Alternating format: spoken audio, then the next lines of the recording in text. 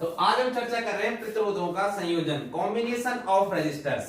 तो देखिए, हम जानते हैं कि ऐसी युक्ति जो धारा के मार्ग में रुकावट डालती है, अर्थात धारा के मान को कम या अधिक करने के लिए हम प्रतिरोधों का प्रयोग करते हैं। और आप जानते हैं प्रतिरोधों के लिए जो संकेत प्रयुक्त किया जाता है वो ये संकेत। अब आपको पता लग गया होगा, जैसे ये कोई आर प्रतिरोध है भाई, अब इसके दो सिरे हुए ए और बी।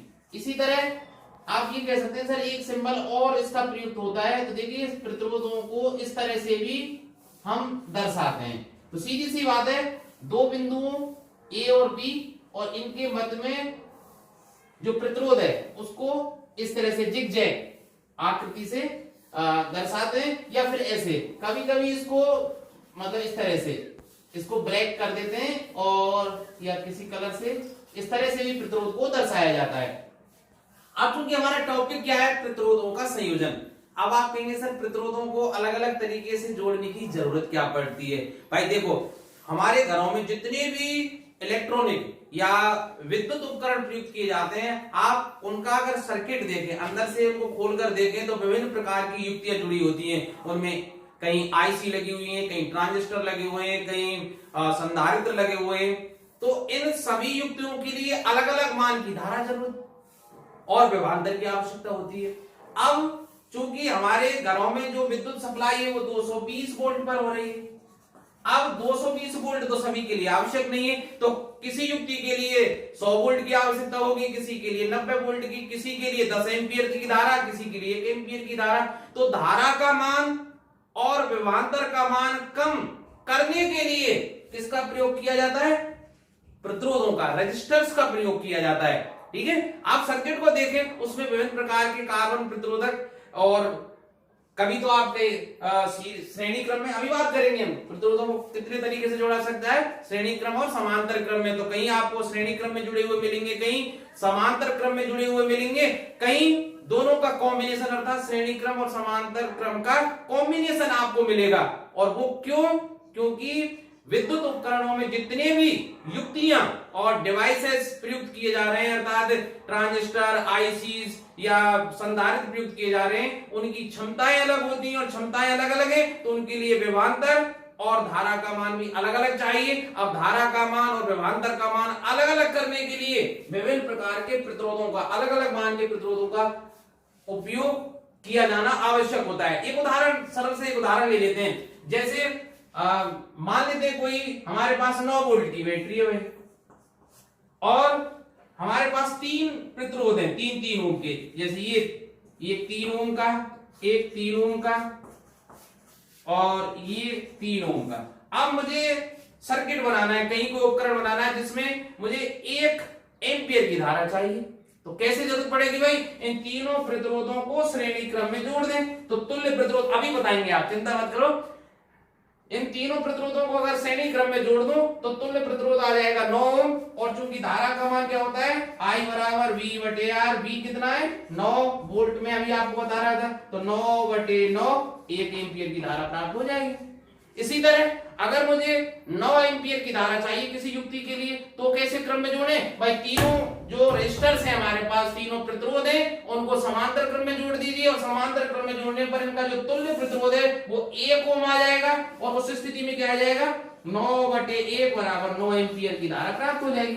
तो कहने का मतलब है, अपनी सुविधा के लिए और अपनी जरूरत के हिसाब से हमें विभवांतर और धारा का मान अगर बदलना है, तो विभिन्न मान के प्रतिरोधों को कभी श्रेणी क्रम में जोड़ना होगा, कभी समांतर क्रम में जोड़ना होगा, कभी इनका कॉम्बिनेशन प्रयुक्त करना होगा।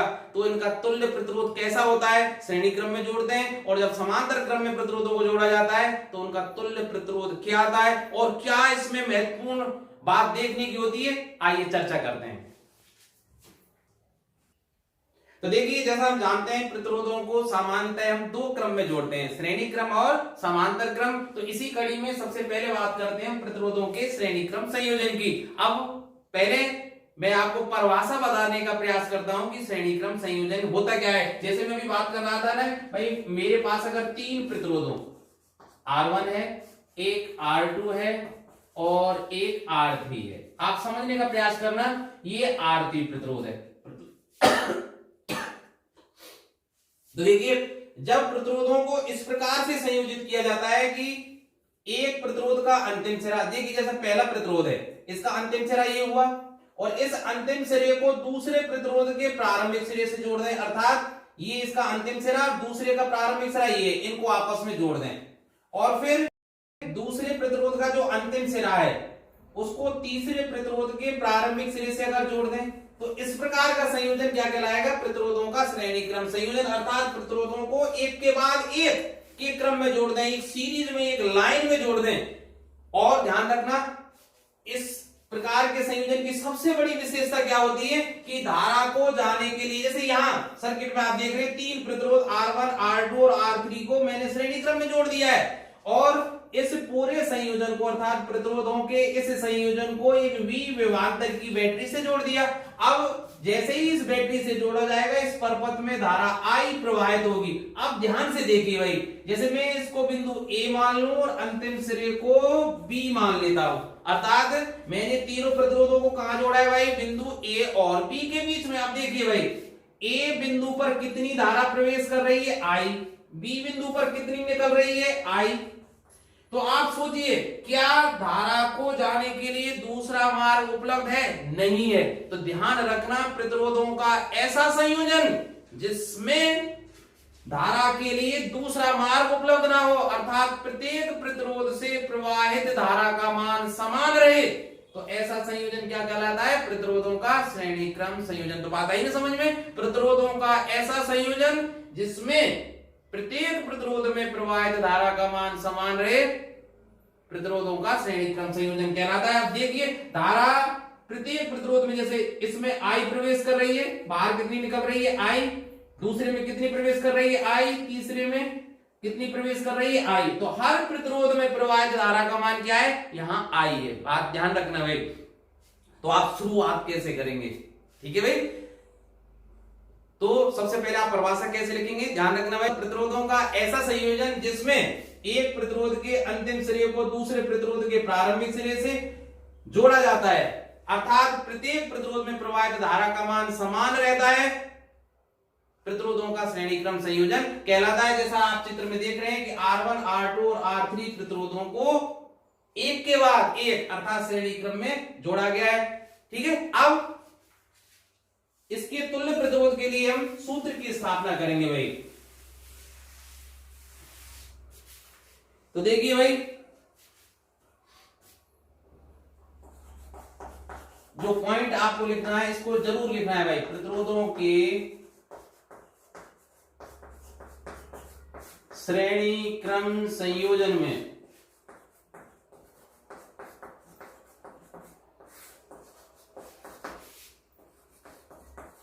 प्रत्येक प्रतिरोध में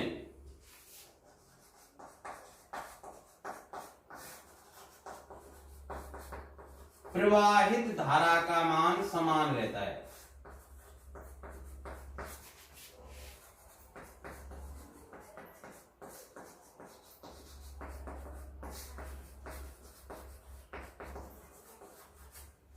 ठीक है भाई। अब देखिए, लेकिन एक चीज अलग रहेगी भाई। हम जानते हैं कि किसी भी प्रतिरोध के सिरों का विभवांतर क्या होता है? उसमें प्रवाहित धारा और प्रतिरोध के गुणनफल के बराबर होता है। ओम के नियम से आप जानते हैं V बराबर IR। अब देखिए, तीनों प्रतिरोधों के जो सिरे, देखिए इसके सिरे ये, इसके सिरे ये और इसके सिरे ये, तो अलग अलग है। तो सीधी सी बात है, तीनों प्रतिरोधों के सिरों पर वोल्टेज ड्रॉप अर्थात विभवांतर का मान क्या रहेगा? अलग अलग। तो मान लेता हूं, पहले प्रतिरोध के सिरों के संगत जो वोल्टेज ड्रॉप है अर्थात विभवांतर है वो कितना है? V1। ठीक है। दूसरे प्रतिरोध के सिरों के एक्रॉस कहें तो विभवांतर क्या मान लेता हूं मैं? V2। और तीसरे प्रतिरोध के सिरों के एक्रॉस जो वोल्टेज ड्रॉप है वो V3 में मान लेता हूं। ठीक है। अब देखिए भाई, हम जानते हैं कि विभवांतर किसके बराबर होता है? प्रतिरोध में प्रवाहित धारा और उसके प्रतिरोध के गुणांक के बराबर। तो देखिए, अब यदि प्रतिरोध R1, R2 व R3 के सिरों का विभवांतर क्रम से V1 V2 व V3 हो, तब ओम के नियम से भाई हम क्या कहेंगे कि V1 बराबर IR1, ठीक है, और V2 क्या होगा IR2 और V3 बराबर IR3, क्योंकि प्रत्येक प्रतिरोध में प्रवाह धारा का मान क्या है I। तो ये समीकरण 1 और V2 बराबर IR2, ये समीकरण 2 और V3 बराबर IR3, ये समीकरण 3। अब देखिए भाई बैटरी का विभवांतर, यहां से देखिए बिंदु A और B के बीच में टोटल विभवांतर कितना था, बैटरी के कुल विभवांतर के बराबर, और बैटरी का विभवांतर कितना है V। आप सोचिए, तो इसका मतलब ये जो विभवांतर V है वो 3 हिस्सों में, अर्थात प्रतिरोध के मानों के संगत, और 3 हिस्सों में बट गया, V1 V2 और V3। तो चित्र से मैं क्या कह सकता हूं भाई, क्या कह सकता हूं कि V बराबर क्या है V1 plus V2 plus V3 के।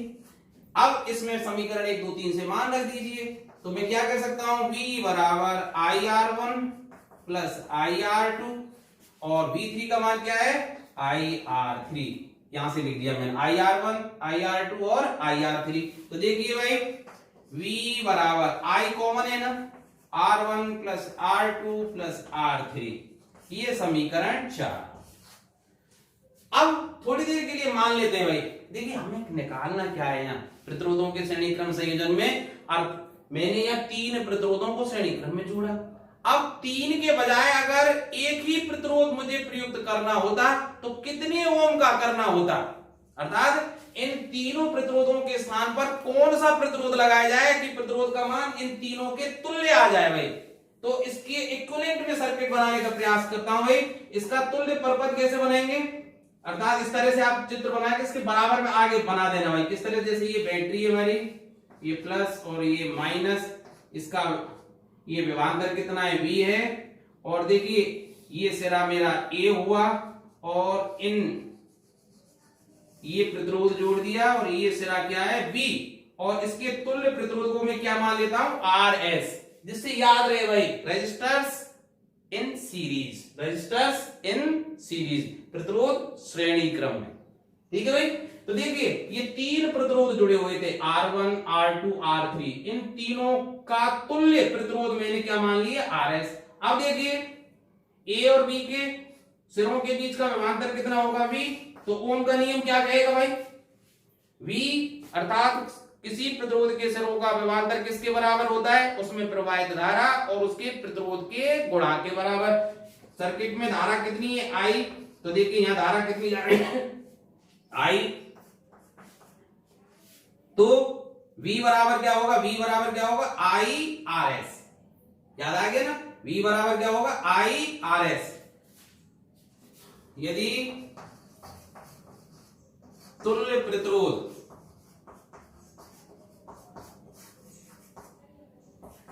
RS है तब V बराबर क्या होगा IRS, समीकरण 5। अब देखिए समीकरण 5 से V का मान समीकरण 4 में रख दीजिए, तो समीकरण 4 और 5 से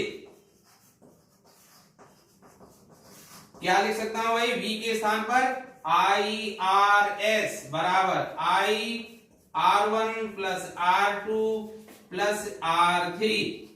तो देखिए I से I कैंसिल हो जाएगा, ठीक है, तो RS अर्थात तुल्य प्रतिरोध कब, जब प्रतिरोधों को श्रेणी क्रम में जोड़ा गया है, किसके बराबर आ जाएगा R1 plus R2 plus R3,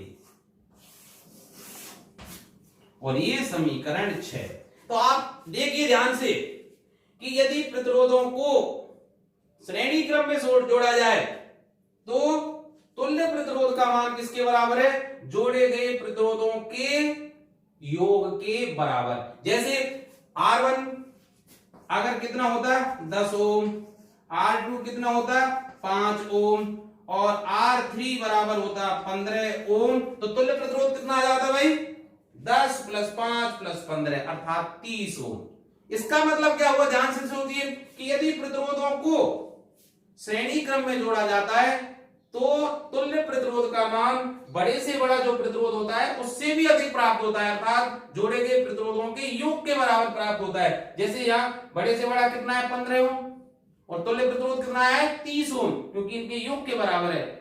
तो जो बड़े से बड़ा प्रतिरोध था उससे भी अधिक मान का प्रतिरोध प्राप्त होता है जब श्रेणी क्रम में जोड़ते हैं। तो सीधी सी बात है, जब हमारे पास छोटे छोटे प्रतिरोध उपलब्ध हों, छोटे मान के रेजिस्टर्स उपलब्ध हों और हमें अधिक मान का प्रतिरोध चाहिए, अर्थात धारा का मान हमें कहीं कम करना है, तो उन प्रतिरोधों को श्रेणी क्रम में संयोजित कर दीजिए।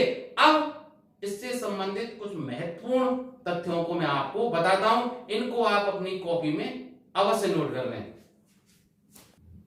तो देखिए, अब ध्यान रखने योग्य बिंदु, अर्थात प्रतिरोधों को जब श्रेणी क्रम में संयोजित किया जाता है तो हमें कौन कौन से बिंदुओं को अच्छी तरह से मतलब हृदयंगम कर लेना चाहिए। तो देखिए, सबसे पहली बात, प्रत्येक प्रतिरोध में प्रवाहित धारा का मान समान रहता है।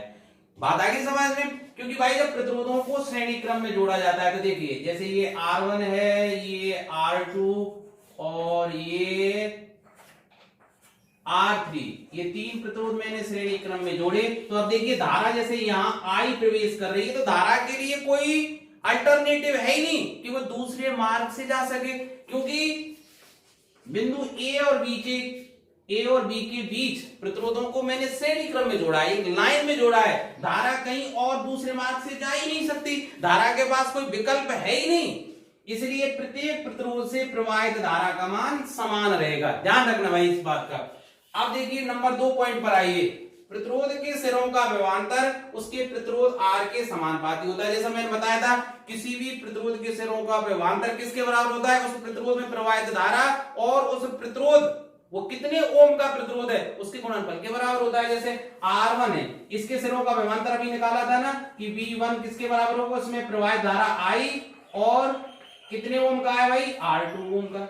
इसी तरह V2 का मान किसके बराबर था IR2, V3 का मान क्या निकाला था हमने IR3।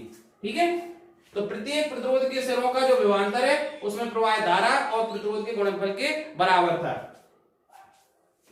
अब अगले इस पर आ जाइए कि परपथ का तुल्य प्रतिरोध किसके बराबर होगा भाई, जोड़े गए प्रतिरोधों के योग और बैटरी के आंतरिक योग के बराबर होता है। अभी हमने सूत्र निकाला था कि परपथ का जब प्रतिरोधों को श्रेणी क्रम में जोड़ा जाता है तो उसका जो तुल्य प्रतिरोध होता है वो RS, वो किसके बराबर होता है भाई R1 प्लस R2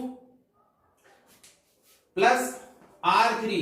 इसके अलावा बैटरी का अपना स्वयं का आंतरिक प्रतिरोध भी होता है, वो भी इसमें जुड़ जाता है, स्मॉल r। तो स्मॉल r क्या है भैया, बैटरी का आंतरिक प्रतिरोध। ध्यान रखना भाई, जोड़े गए प्रतिरोधों के योग और बैटरी के आंतरिक प्रतिरोध, सॉरी ये मैं प्रतिरोध यहां भूल गया हूं, बैटरी के आंतरिक प्रतिरोध के योग के बराबर होता है। अब देखिए अगले पॉइंट पर आ जाइए, प्रतिरोधों का श्रेणी क्रम संयोजन प्रतिरोधों की लंबाई में वृद्धि के तुल्य। भाई अब ये बात आपको कुछ कम हजम हो रही भाई, देखिए हम जानते हैं कि किसी भी चालक का प्रतिरोध उसकी लंबाई के अनुक्रमानुपाती होता है, अर्थात यदि किसी चालक की लंबाई में सतत रूप से वृद्धि की जाए तो उसका प्रतिरोध भी बढ़ता जाता है लंबाई के अनुपात में, आप जानते हैं ना। तो आप देखिए, चूंकि श्रेणी क्रम में जो तुल्य प्रतिरोध है उन सभी जोड़े गए प्रतिरोधों के योग के बराबर है, R1 R2 प्लस R3, ऐसे ही ना। तो ये जैसे R1 की कोई लंबाई थी, जैसे ये कोई लंबाई थी, ठीक है, और ऐसे ये R2 की लंबाई है, तो इन सबको मैंने एक क्रम में जोड़ दिया, तो ऐसा लग रहा है कि जैसे इनकी लंबाई में वृद्धि, ठीक है, लंबाई में वृद्धि कर दी हो। तो ऐसे याद रख सकते हैं, जब ऐसा लगे कि प्रतिरोधों की लंबाई में वृद्धि हो रही है तो वो कौन सा क्रम है, श्रेणी क्रम संयोजन। लंबाई में वृद्धि हो रही है अर्थात प्रतिरोधों का योग हो रहा है। याद रखने की ट्रिक के रूप में मैंने लिख दिया है कि आपको लगे कि लंबाई बढ़ रही है, इसका मतलब प्रतिरोध बढ़ रहे हैं, और बढ़ते कब है, श्रेणी क्रम संयोजन में। ठीक है, अब अगला पॉइंट बहुत महत्वपूर्ण है, देखिए बैटरी द्वारा लगाया गया विभवांतर श्रेणी क्रम में जुड़े सभी प्रतिरोधों पर उनके प्रतिरोधों के अनुपात में बढ़ जाता है। अब यहां देखिए, जैसे यहां आप याद कीजिए कि जैसे बैटरी का, ये बैटरी थी प्लस और ये माइनस, इसका टोटल विभवांतर क्या था, V। अब बैटरी का जो विभवांतर V है वो किस में बढ़ गया भाई, प्रतिरोधों पर अलग अलग मान पर बढ़ गया। जैसे इस पर कितना बढ़ गया, V1, इस पर V2 और इस पर V3। किस अनुपात में बढ़ा भाई, किसके समानुपाती, क्योंकि V1 किसके समानुपाती है, R1 के। इसी तरह V2 किसके समानुपाती है, R2, और V3 किसके समानुपाती है, R3 के। ऐसे ही है ना, क्योंकि I सब में कांस्टेंट है, धारा का मान समान है। तो सीधे सीधे मैं क्या लिख सकता हूं भाई, इसको यहां लिख देता हूं। चलो इसको ऊपर वाली चीज को मिटा देता हूं कुछ, जिससे आपको समझाने में आसानी हो, क्योंकि यहां तक हम पहुंच चुके हैं भाई। देखिए भाई V1 का मान क्या है भाई, IR1। ऐसे ही V2 का मान क्या है, मैं V2 का यहां लिख दूं IR2। तो आप देखिए V1 बटे V2 में निकालो तो क्या होगा, IR1 अपॉन IR2, I से I कैंसिल, तो V1 बटे V2 बराबर क्या होगा, R1 बटे R2 के। इसी तरह अगर मैं आपसे पूछूं कि V2 अपॉन V3 किसके बराबर होगा भाई, R2 बटे R3। अर्थात बैटरी का जो विभवांतर है, याद कीजिए बैटरी का विभवांतर किसके अनुपात में बढ़ जाता है, प्रतिरोधों के अनुपात में। ठीक है, प्रतिरोधों का कितना आंकिक मान लिखा हुआ है, 2 ओम 3 ओम 4 ओम, जितना भी मान है उनके अनुपात में बढ़ जाता है भाई। ठीक है, याद रहेगी ना बात। तो बैटरी द्वारा लगाया गया विभवांतर V श्रेणी क्रम में जुड़े सभी प्रतिरोधों पर उनके प्रतिरोधों के अनुपात में बढ़ जाता है। बहुत इंपॉर्टेंट बिंदु है। अगले पॉइंट पर आइए भाई, यदि इन प्रतिरोधों R1 और R2 पर उत्पन्न ऊष्माएं क्रम से H1 और H2 हो, तो देखिए मैंने क्या लिखा है यहाँ कि H1 और H2 का अनुपात किसके बराबर होगा, R1 बटे R2। इसको समझने का प्रयास करते हैं भाई। देखिए जैसा कि आप लोग जानते हैं कि कोई प्रतिरोध हो हमारे पास, याद है ना आपको, जैसे हमारे पास कोई एक प्रतिरोध है, ये R1 मान का है, इसमें I धारा प्रवाहित की जाए T समय तक। कितने समय तक, T समय तक। तो उस उत्पन्न ऊष्मा का मान क्या होता है, H बराबर I स्क्वायर RT, यही होता है ना। तो मैं क्या लिखूंगा, H1 बराबर I स्क्वायर R1T। इसी तरह अगर दूसरा प्रतिरोध होता, ये R2 भाई, और इस भाई धारा तो चूंकि सब में समान है और समान समय के लिए प्रवाहित कर रहे हैं, तो अब H2 अर्थात दूसरे प्रतिरोध में उत्पन्न ऊष्मा कितनी होती भाई, I स्क्वायर R2T। यही होता ना, देखो यही बात मैंने लिखी है। यदि इन प्रतिरोधों R1 और R2 पर उत्पन्न ऊष्माएं क्रम से H1 और H2 हो, दो प्रतिरोधों की बात करें, तीसरा की और कर लेंगे, तब H1 बटे H2 का मान किसके होगा, R1 अपॉन R2। देखिए करके देख लीजिए। तो अब H1 अपॉन H2 बराबर क्या होगा, I square R1T upon I square R2T। तो देखिए I square cancel, T cancel, R1 बटे R। ठीक है भाई। अब देखिए लास्ट पॉइंट पर आ जाइए, मैं इनको बिल्कुल हटा देता हूं आपकी इस तरह से इसके बीच ना। अब 30 जो लास्ट पॉइंट है वो क्या है भाई, यदि इन प्रतिरोधों पर होने वाला शक्ति क्षय क्रम से P1 और P2 है, तब P1 बटे P2 का मान किसके बराबर होगा भाई, R1 अपॉन R2 के। अब देखिए जैसे ये प्रतिरोध है भाई, इसमें प्रवाहित धारा का मान क्या है I, और इसके सिरों का विभवांतर क्या है V1 हो। देखिए तो V1 हो, तो आप जानते हैं कि शक्ति जो क्षय वो किसके बराबर होता है, वोल्ट इंटू एम्पियर, अर्थात V गुणा I के। तो देखिए P1 बराबर क्या हो जाएगा, V1 और किसके भाई, I के, क्योंकि I तो दोनों में समान है। इसी तरह P2 किसके बराबर हो जाएगा भाई, V2 इंटू I के। अब देखिए V1 का मान कितना है, कितना है भाई, IR1 तो इंटू आई अर्थात I² R1। ठीक है, इसी तरह भाई P2 बराबर क्या होता है, V2 का मान क्या है IR2, अभी बताया था ना भाई, और गुणा I, तो क्या हो जाएगा भाई I²R2। तो P1 अपॉन P2 निकालिए ना, तो P1 बटे P2 बराबर I²R1 अपॉन I²R2, ये कैंसिल आउट हो गया। इसका मतलब P1 बटे P2 बराबर R1 बटे R2, अर्थात श्रेणी क्रम संयोजन अगर प्रतिरोधों का हो रहा है तो उन प्रतिरोधों पर होने वाला शक्ति क्षय, ठीक है, किसके अनुपात में होता है, उनके प्रतिरोधों के अनुपात में होता है। देखिए अब बात करते हैं प्रतिरोधों के समांतर क्रम अर्थात पार्श्व क्रम संयोजन की। देखिए मेरे पास मान लेता हूं 3 प्रतिरोध हैं,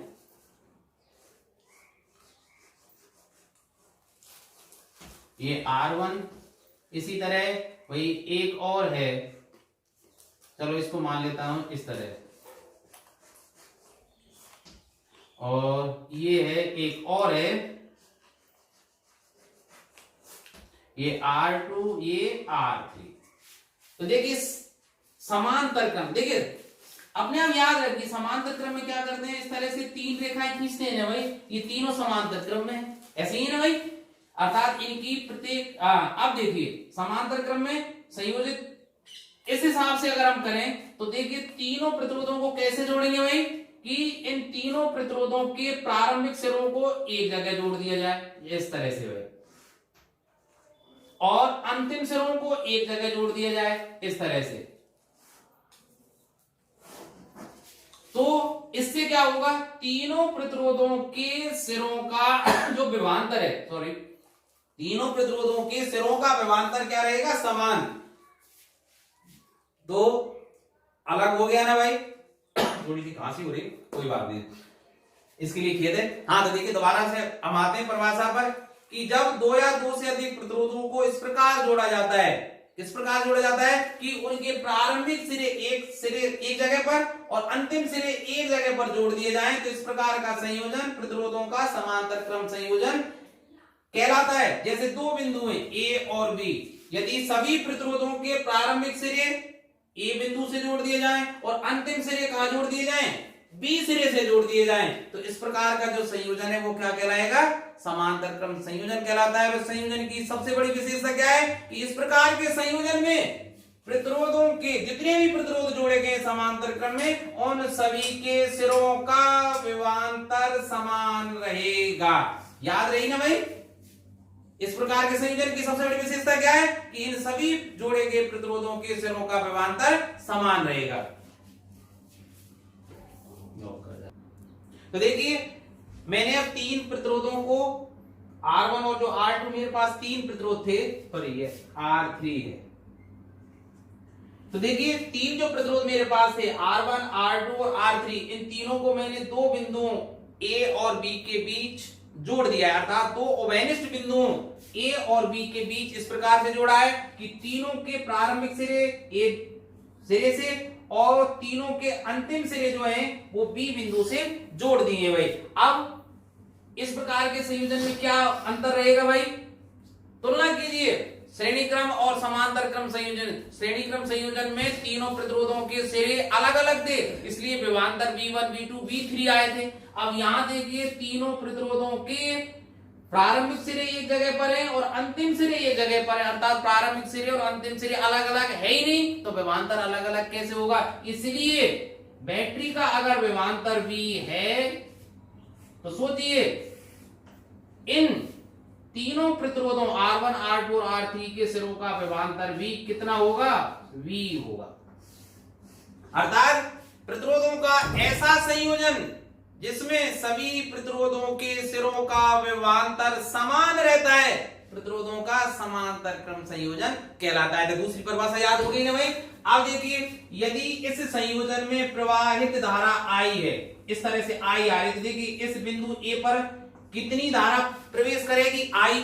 अब धारा की बल्ले बल्ले भाई, किस तरह से, क्योंकि श्रेणी क्रम संयोजन में याद कीजिए धारा के पास कोई विकल्प ही नहीं था, एक रास्ते से उसको जाना था, क्योंकि रस्सी के रूप में इस तरह से जुड़े हुए थे, उसमें तो एक क्रम में जुड़े हुए थे, इसलिए कोई विकल्प ही नहीं था, दूसरे रास्ते से धारा जा ही नहीं सकती थी। क्योंकि देखिए जैसे ये R2 था, ये R3 था, R1 R2 और R3, कोई विकल्प ही नहीं। अगर धारा को गुजरना है I, तो यहां भी I रहेगी, यहां भी I रहेगी, धारा का मान कम या अधिक हो ही नहीं सकता।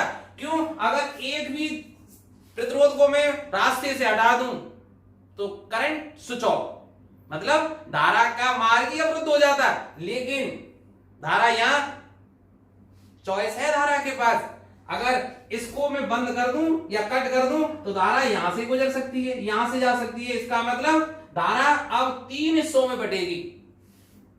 किस अनुपात में? इन प्रतिरोधों के हिसाब से बटेगी। और कैसे बटेगी अभी बताऊंगा मैं। तो मैं मान लेता हूं जो धारा I आ रही थी यहां 3 हिस्सों में बटकर जा रही है भाई, इसमें I1, दूसरे प्रतिरोध में मैं I2 जा रही इस तरह से भाई, यहां निकल के ये आ गई। और यहां कौन सी धारा जा रही है? I3, ये भी I3 है भाई। और टोटल इस जगह पर कितनी हो जाएगी? I, क्योंकि यहां से धारा फिर इधर होती हुई ये कितनी आ जाएगी? I। ठीक है भाई। तो अब अंतर समझ में आ गया ना। श्रेणी क्रम संयोजन में क्या था? प्रत्येक प्रतिरोध से प्रवाहित धारा का मान समान था और सभी प्रतिरोधों के सिरों का विभवांतर अलग अलग था। लेकिन समांतर क्रम संयोजन में सभी प्रतिरोध के सिरों का विभवांतर समान है, लेकिन प्रत्येक प्रतिरोध से प्रवाहित धारा का मान अलग अलग है। बात आई ना समझ में? तो देखिए भाई, इस प्रकार के संयोजन में, मतलब समांतर क्रम संयोजन में,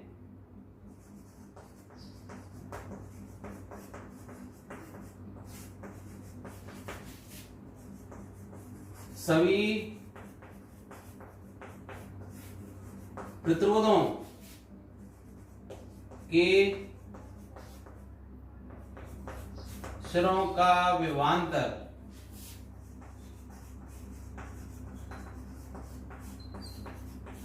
समान रहता है। अब आपसे पूछे समान क्यों रहता है? क्योंकि सभी प्रतिरोध दो अवयनिष्ठ बिंदुओं के बीच जोड़े गए हैं, परंतु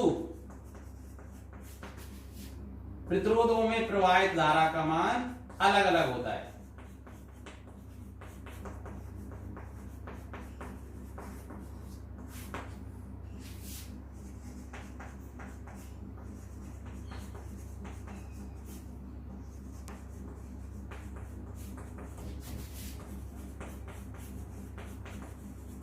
अब देखिए भाई, यहां लिख देता हूं, यदि प्रतिरोध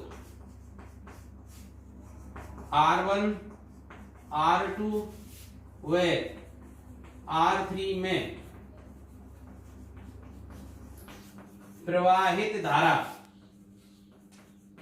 का मान क्रम से I1, I2 व I3 है, तब ओम का नियम लगा दीजिए भाई। तो ओम के नियम से, तो ओम का नियम क्या कहेगा भाई? अब देखिए, प्रतिरोध R1 में प्रवाहित धारा कितनी है? I1। तो I1 का मान क्या रहेगा भाई? I1 बराबर क्या होगा? V बटे R1, क्योंकि I किसके बराबर होती है?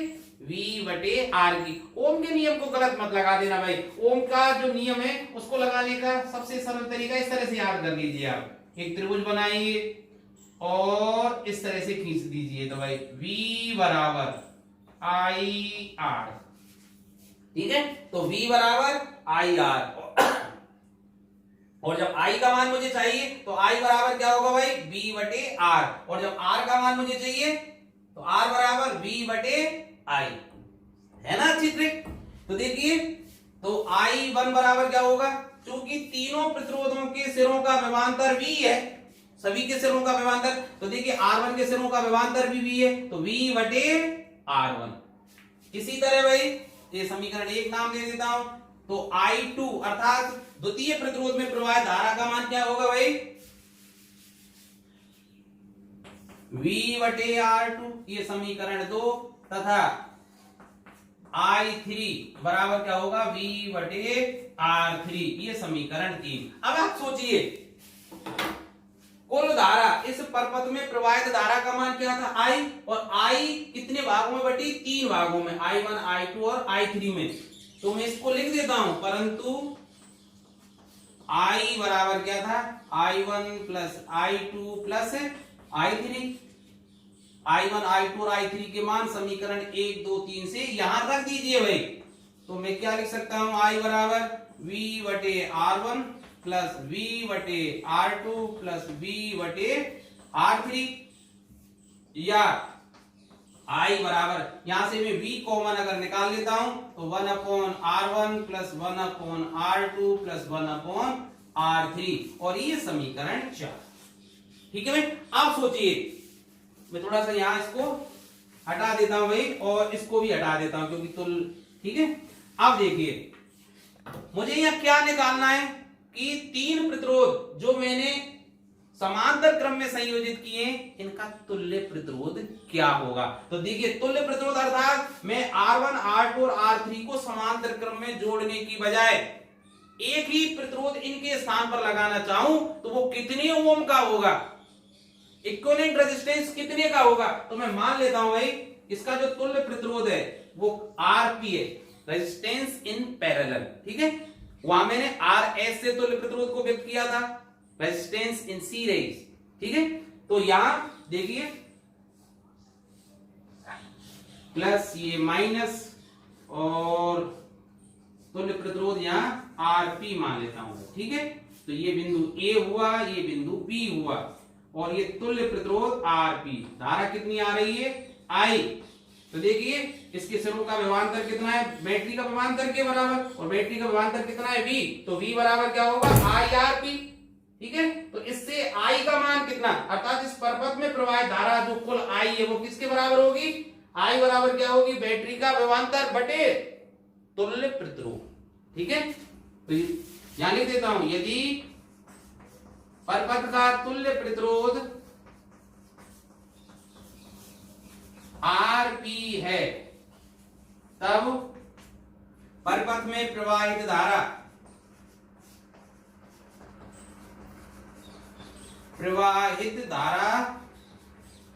I बराबर किसकी होगी भाई, V/RP के, और ये समीकरण 5। अब देखिए समीकरण 4 और 5 से मैं क्या कह सकता हूं, देखिए यहां कि I का मान मैं 5 से यहां रख देता हूं 4 में। तो देखिए I के स्थान पर क्या रख देता हूं, V/RP बराबर, यहां देखिए V1/R1 plus 1/R2 plus 1/R3। अब देखिए V से मैं V को कैंसिल कर देता हूं 1, तो यहां क्या हो जाएगा भाई 1/RP बराबर 1/R1 plus 1/R2 plus 1/R3, और ये समीकरण 6। अब समीकरण 6 से आप क्या देख रहे हैं कि इस परपथ का तुल्य प्रतिरोध मैंने क्या माना था RP। तो परपथ का जो तुल्य प्रतिरोध का व्युत्क्रम है, अब देखिए ध्यान से, परपथ का जो तुल्य प्रतिरोध RP था उसका क्या हो रहा है, व्युत्क्रम 1/RP। तो परपथ के तुल्य प्रतिरोध का व्युत्क्रम जोड़े गए प्रतिरोधों के व्युत्क्रमों के योग के बराबर होता है। ठीक है, तो वहां क्या था श्रेणी क्रम में कि परपथ का तुल्य प्रतिरोध जोड़े गए प्रतिरोधों के योग के बराबर होता है, और यहां क्या है, अंतर है भाई, क्या अंतर है कि जोड़े गए प्रतिरोधों का तुल्य प्रतिरोध का व्युत्क्रम जोड़े गए प्रतिरोधों के व्युत्क्रमों के योग के बराबर होता है। तो देखिए जिस प्रकार से मैंने आपको श्रेणी क्रम संयोजन में कुछ स्मरण करने योग्य बिंदु बताए थे, 6 पॉइंट बताए थे ना, बहुत महत्वपूर्ण थे, और कोई शायद नहीं आपको बताएगा। मैंने पूरा प्रयास किया है आपको एक एक पॉइंट को ढंग से समझाने का। इसमें भी आपको मैं कुछ स्मरण करने योग्य बिंदु बता रहा हूं, आप ध्यान से उनको अपनी नोटबुक में नोट कर लेना और समझने का प्रयास करना। तो मैं अब बोर्ड को साफ कर लेता हूं। तो देखिए अब समांतर क्रम संयोजन में कुछ स्मरणीय बिंदु आपको ये याद रखने हैं। पहला पॉइंट देखिए जो आप जानते हैं, समांतर क्रम में जुड़े प्रत्येक प्रतिरोध के सिरों के बीच का विभवांतर का मान समान रहता है। क्यों समान रहता है भाई? समांतर क्रम संयोजन में सभी प्रतिरोधों को दो उभयनिष्ठ बिंदुओं के बीच जोड़ा जाता है। अब चूंकि जो विभवांतर है वो दो बिंदुओं के बीच का मापा जाता है, इसलिए समांतर क्रम संयोजन में जितने भी प्रतिरोध जोड़े गए या संयोजित किए गए उन सभी के सिरों का विभवांतर समान रहता है। दूसरा पॉइंट भी नोट कीजिए, बैटरी द्वारा प्रवाहित धारा I समांतर क्रम में जुड़े सभी प्रतिरोधों में उनके व्युत्क्रमों के अनुपात में बढ़ जाती है। अभी बताया था ना भाई, जैसे ये बैटरी थी भाई, ये प्लस ये माइनस, और यहाँ तीन प्रतिरोध थे भाई, जैसे ये R1 और ये R2 और ये R3, इस तरह से भाई। तो टोटल धारा I थी, ये R1 प्रतिरोध था, ये R2 ये R3, और ये इस तरह से यहाँ I धारा निकल गई थी। तो ये तीन रास्ते थे, I1 I2 और I3, इस तरह से धारा गई थी। धारा I1 का मान क्या निकला था भाई? V/R1, और I2 का मान क्या था भाई? V/R2। इसी तरह I3 बराबर क्या था? V/R3। चूंकि तीनों प्रतिरोधों के सिरों का विभवांतर भी समान है। अब V इज कांस्टेंट, और जब V कांस्टेंट है तो देखिए धारा किसके व्युत्क्रमानुपाती है? उस चालक के प्रतिरोध के। तो समांतर क्रम संयोजन में आपको याद रखना है कि धारा का विभाजन होता है किस अनुपात में? जोड़े गए प्रतिरोधों के व्युत्क्रम के अनुपात में। ध्यान रखना भाई। तो इसका मतलब क्या हुआ भाई? जब व्युत्क्रम है तो अगर प्रतिरोध का मान कम है, ठीक है, जैसे ये मान लीजिए 10 ओम का होता, ये 5 ओम का होता, तो कम प्रतिरोध वाले चालक में धारा का मान अधिक होता, और जिस प्रतिरोध का आंकिक मान अधिक है, जैसे ये 10 ओम है, तो इसमें धारा का मान कम होता। ठीक है भाई? तो देखो ध्यान रखते, अर्थात कम प्रतिरोध वाले पथ में प्रवाहित धारा का मान अधिक होता है। वैसे भी सीधी सी बात है भाई, प्रतिरोध का मतलब धारा के मार्ग में रुकावट, जब रुकावट कम है तो धारा का मान अधिक ऑटोमेटिक हो जाएगा। आप देखिए यहां समांतर क्रम में तुल्य प्रतिरोध सबसे छोटे प्रतिरोध के मान से भी कम प्राप्त होता है। आपको पता है, जब दो या दो से अधिक राशियों को हम व्युत्क्रम में जोड़ेंगे जिस तरह से, क्योंकि ये सूत्र ये आया था ना, 1/Rp बराबर 1/R1 plus 1/R2 plus 1/R3। ठीक है, तो इसका मतलब जो तुल्य प्रतिरोध का व्युत्क्रम है, तो जो Rp का मान आएगा वो निकल के इन R1 R2 R3 में जो सबसे छोटा मान है उससे भी कम प्राप्त होगा। ठीक है, आप जब मैं न्यूमेरिकल कराऊंगा आपको बहुत अच्छी तरह से समझ में आ जाएगा। अब देखिए प्रतिरोधों का समांतर क्रम संयोजन किसके बराबर है भाई? अनुप्रस्थ काट के क्षेत्रफल के मान की वृद्धि के तुल्य। मैंने अभी बताया था ना श्रेणी क्रम में, कि जब श्रेणी क्रम में प्रतिरोधों को जोड़ा जाता है तो ऐसा मान के चलते हैं कि जैसे प्रतिरोधों की लंबाई में वृद्धि कर रहे हैं, लंबाई में वृद्धि करने से प्रतिरोध का मान अधिक प्राप्त होता है। श्रेणी क्रम में भी प्रतिरोधों का जो तुल्य प्रतिरोध है वो अधिक प्राप्त होता है, सीधी सी बात है। तो वो किसके तुल्य था? लंबाई में वृद्धि के तुल्य। और यहाँ समांतर क्रम में जो तुल्य प्रतिरोध है वो जोड़े गए प्रतिरोधों से भी कम प्राप्त हो रहा है। याद रखना भाई, जब हमें प्रतिरोध अधिक के हमारे पास है और हमें उन प्रतिरोधों से भी कम मान का प्रतिरोध चाहिए सर्किट के लिए, उस ना, तब क्या होगा भाई? तो उन प्रतिरोधों को हम समांतर क्रम में संयोजित कर दें। तो सीधी सी बात है, अनुप्रस्थ काट ऐसा मान के चलते हैं भाई। देखो ना यहाँ ऐसा लग रहा है तीन प्रतिरोध R1 R2 R3 को जो मैंने समांतर क्रम में जोड़ा तो इनके अनुप्रस्थ काट के क्षेत्रफल में वृद्धि हो गई। हम जानते हैं अनुप्रस्थ काट के क्षेत्रफल में वृद्धि से क्या होता है? हम जानते हैं R is inversely proportional to A, अर्थात अनुप्रस्थ काट के क्षेत्रफल के व्युत्क्रमानुपाती होता है चालक का प्रतिरोध। तो अनुप्रस्थ काट का क्षेत्रफल बढ़ेगा, देखो क्षेत्रफल बढ़ गया है ना, तो तुल्य प्रतिरोध भी कम प्राप्त होगा। तो याद रखने की ट्रिक है भाई ये। ठीक है, ऐसे आप इसको याद रख सकते हैं। अब प्रतिरोध R1 और R2 ध्यान रखना, ये मैंने लिख तो दिया है पर इसको ये इस तरह से याद रखना कि यदि प्रतिरोध R1 और R2 समांतर क्रम में जुड़े हुए और उन पर उत्पन्न ऊष्माएं क्रम से H1 और H2 हैं, तो H1 और H2 का अनुपात किसके बराबर होगा? R2/R1। अभी तो बताया था भाई मैंने जब श्रेणी क्रम संयोजन बताया था कि यदि किसी प्रतिरोध में, ठीक है, जैसे प्रतिरोध R है, I धारा प्रवाहित की जाए T समय तक, तो उत्पन्न ऊष्मा का मान क्या होता है? I² RT। ठीक है। अब यहां जैसे H1 निकालू मैं, इसमें देखिए उत्पन्न ऊष्मा कितनी होगी I स्क्वायर, इसका मतलब I किसके बराबर है V अपॉन R1, तो V स्क्वायर अपॉन R1 लिखूंगा, और ये क्या है R1 इंटू टी। तो देखिए ये R1 स्क्वायर है ना, तो ये R1 कट जाएगा, तो क्या हो जाएगा भाई V स्क्वायर अपॉन R1 और ये T के। इसी तरह H2 निकालूं तो वो किसके बराबर होगा V square upon R2 T के। अब H1 अपॉन H2 निकालिए भाई, तो H1 अपॉन H2 हम जब निकालेंगे तो देखिए मैं इसको मिटा देता हूं थोड़ा सा यहां से, तो देखिए निकालिए तो क्या होगा भाई V upon R1 V square upon R1 T upon V square upon R2 T। तो देखिए T से T कैंसिल, V स्क्वायर से V स्क्वायर कैंसिल, ये R2 कहां जाएगा ऊपर, तो R2 upon R1।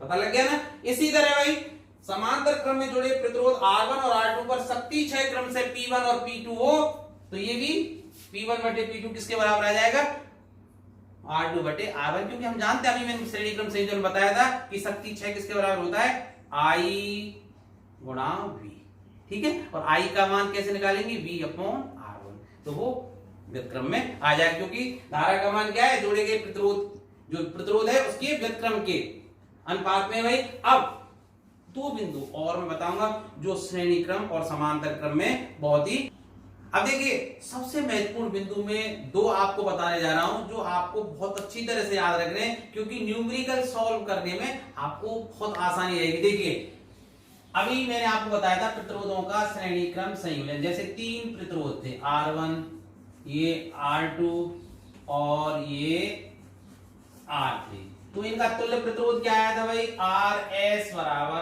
R1 plus R2 plus R3। आप एक बताइए कि यदि ये तीनों प्रतिरोध समान होते तो क्या आता भाई, तब क्या आता RS बराबर R प्लस R, अर्थात मैंने तीनों को मान लिया समान, अर्थात तीनों का जो मान है वो क्या है R के बराबर है, तो कितना आ गया भाई 3R। इसी तरह सोचिए अगर ये 5 प्रतिरोध होते और श्रेणी क्रम में जुड़े होते तब तुल्य प्रतिरोध कितना आता भाई 5R। तो एक सीधी सी बात है कि यदि n समान प्रतिरोध, ध्यान रखना भाई, यदि n समान प्रतिरोध श्रेणी क्रम में जुड़े हैं, श्रेणी क्रम में संयोजित हैं,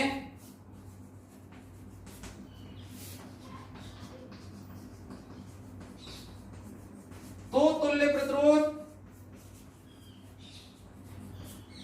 हैं, तो तुल्य प्रतिरोध क्या होगा भाई RS बराबर NR, याद रखना। अब मैं आपसे पूछूं कि 4 ओम के 10 प्रतिरोध श्रेणी क्रम में जुड़े हुए हैं, तो तुल्य प्रतिरोध क्या होगा 10 गुणा 4 40 हो, ठीक है। बहुत सरल सी बात है ना। इसी तरह आप सोचिए यदि जैसे मैंने अभी निकाला था भाई 3 प्रतिरोध थे और वो समांतर क्रम में जुड़े थे, तो तुल्य प्रतिरोध क्या था यही था ना भाई 1/R2 plus 1/R1 plus 1/R2 plus 1/R3। अब आप सोचिए यदि ये तीनों प्रतिरोध समान होते तब क्या होता भाई 1/RP बराबर 1/R plus 1/R plus 1/R, अर्थात 3/R। तो तुल्य प्रतिरोध RP कितना आ जाता भाई R/3, अर्थात जो प्रतिरोध थे जिनका अंक 1 मान था उसमें 3 का भाग लग गया। अब सोचिए यदि n प्रतिरोध होते, यदि n समान प्रतिरोध, ठीक है, ये नंबर ऑफ रेजिस्टेंस है भाई या रेजिस्टर्स, यदि n समान प्रतिरोध, इसको बहुत ढंग से याद रखना है, समांतर क्रम में संयोजित हैं, समांतर क्रम में संयोजित हैं, तब इनका तुल्य प्रतिरोध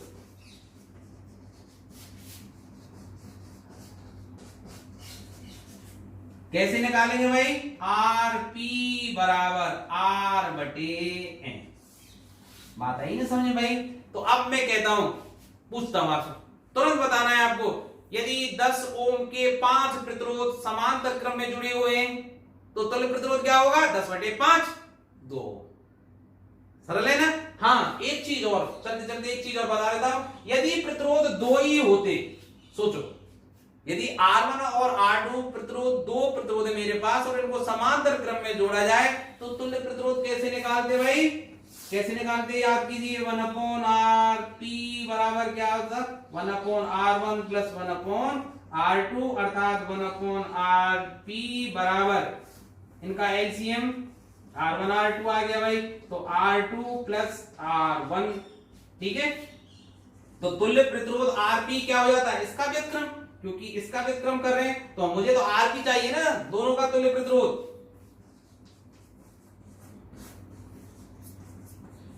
हो गया ना भाई? अर्थात दो प्रतिरोधों का तुल्य प्रतिरोध अगर वो समांतर क्रम में संयोजित है तो कैसे आएगा भाई? उन दोनों प्रतिरोधों का गुणा बटे उन दोनों प्रतिरोधों के आंकिक मान का योग। ठीक है, अब जैसे मैं आपसे पूछूं कि भाई यदि 20 और 10 या 20 और 5 मान लेते हैं, चलो 20 और 5 ओम के, ठीक है, एक प्रतिरोध R1 इसका मान कितना है? 20 ओम, और R2 जो दूसरा प्रतिरोध है उसका आंकिक मान कितना है? 5 ओम। इनको यदि समांतर क्रम में जोड़ा जाए तो तुल्य प्रतिरोध क्या होगा भाई? कैसे निकालेंगे? RP बराबर दोनों का गुणा कीजिए, 20 गुणा 5, ऐसे ही है ना, R1 R2, तो 20 गुणा 5 बटे R1 प्लस R2 अर्थात 20 प्लस 5। तो देखिए RP बराबर क्या हो जाएगा? 20 पंजे 100 बटे 20 और 5 25 4 हो। तो इससे इस बात की पुष्टि हो गई ना भाई कि समांतर क्रम में जब प्रतिरोधों को संयोजित किया जाता है तो तुल्य प्रतिरोध का मान जोड़े गए प्रतिरोधों में जो सबसे कम मान का है उससे भी कम मान या तुल्य प्रतिरोध प्राप्त होता है। धन्यवाद।